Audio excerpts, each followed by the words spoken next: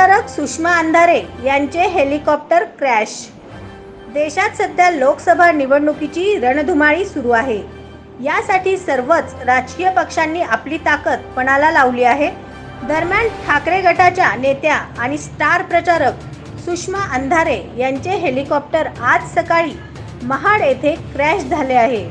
या अपघातात अंधारे या थोडक्यात बचावले आहेत। अंधारे यांना किरकोळ दुखापत झाली आहे।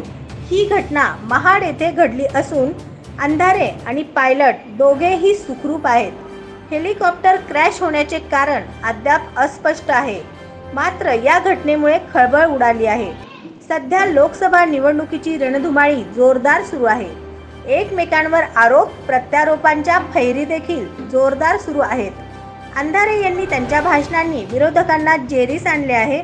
दरम्यान महाविकास आघाडीच्या नेत्यांच्या प्रचार दौऱ्यासाठी त्या जात असताना महाड येथे त्यांचे हेलिकॉप्टर क्रॅश झाले। या अपघातातून अंधारे या थोडक्यात बचावले आहेत। त्यांना किरकोळ मार लागला आहे। हेलिकॉप्टर उडवणारे 2 पायलट देखील बचावले आहेत।